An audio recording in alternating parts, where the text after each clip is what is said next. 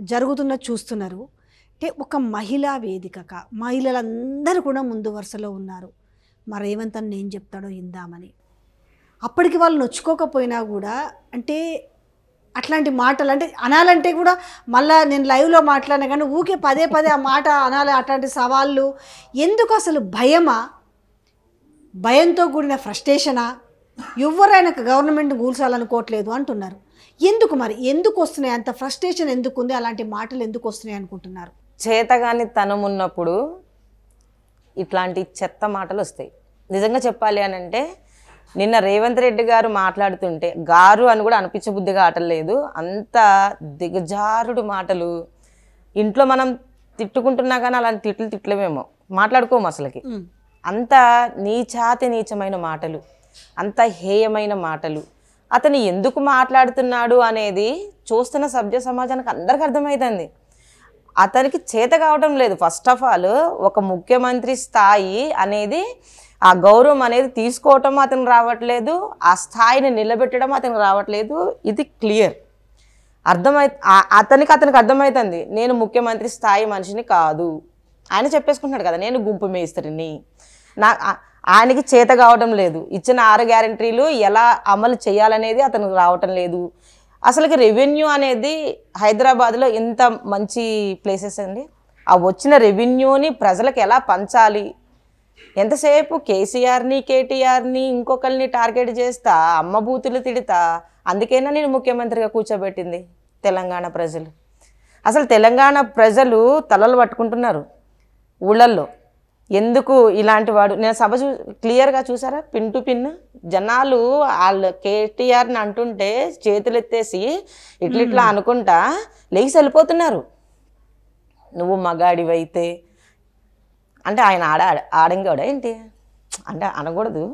అంటే అంటే ఇప్పుడు మగాడైతే అని అంటే గెలిపించుకోవడానికి ఒక మగాడ మాట నేను అడ్డొస్తున్నా. నిజంగా అంత మగతనమున్న మగోడైతే మల్కాజ్గిరిలో గెలిచి ఎంపీగా, ఇప్పుడు పిసిసి ప్రెసిడెంట్గా ఉండి 7 కాన్స్టిట్యున్సీలలో ఒక కాన్స్టిట్యున్సీని గెలిచిపించుకోలేకపోయినాడు.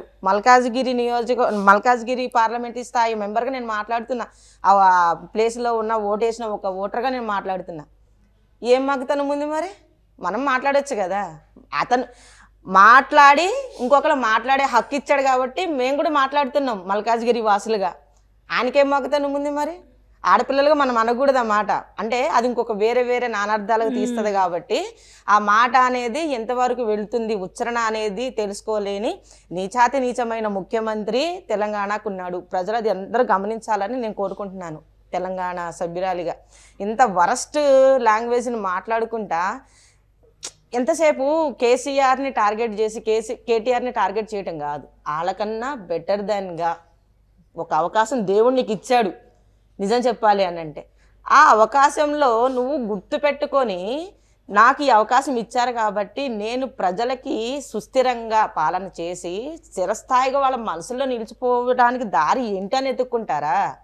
వచ్చిన సువర్ణ అవకాశాన్ని ఎంతసేపు అందరితో నువ్వు రండ, గుంపు మేస్త్రి, మున్న sorry for that my language అనిపించుకుంటా ఫర్లాంగ్ చేసుకుంటా పోతారా? అంతే కదా. ఎందుకంటారండి నువ్వు అన్నావనేసి ఆ మాట అంటురు. జనరల్గా వాస్తవానికి చెప్పాలంటే తెలంగాణ ప్రజలే చాలా విఘ్నులండి. ఎవరు ఒక మాట స్వతహాగా వాళ్ళనిలే, మీరు అన్నారని మాత్రమే మళ్ళా ఆ మాట నిజంగా చెప్పాలంటే. ఒకవేళ మీరు పాత ముఖ్యమంత్రి మీన్స్ అది మనకు బీఆర్ఎస్ ప్రభుత్వంలో ఉన్న కేసీఆర్ ముఖ్యమంత్రి మాట్లాడితే అరే ఆయన చూడు ఆయన మాట్లాడినా కూడా ఈరోజు ఈయన చాలా గౌరవంగా మాట్లాడుతున్నాను అనిపించుకోవచ్చు కదా. అవును. అంటే ఎంతసేపు ఏంటంటే కేసీఆర్ గారిని టార్గెట్ చేస్తే ప్రజలు కేసీఆర్ గారిని గుండెల్లో పెట్టుకున్నారు కాబట్టి అరే ఏంటి ఇంట్లో మాట్లాడుకుంటున్నారా అన్న చర్చ జరుగుతుంది అక్కడ. ఈ గ్యారెంటీలది అది ఇప్పుడు రైతు బంధు అన్నాడు, మొన్న కూడా 15వ తారీఖు అన్నాడు, మళ్ళీ సభలో ఏమంటున్నాడు 30వ తారీఖు అన్నాడు. 5 డేట్లు మార్చింది. అంటే డేట్ ఏముంది, మార్చకుండా పోవచ్చు, కానీ ఇచ్చేది ఎక్కడ?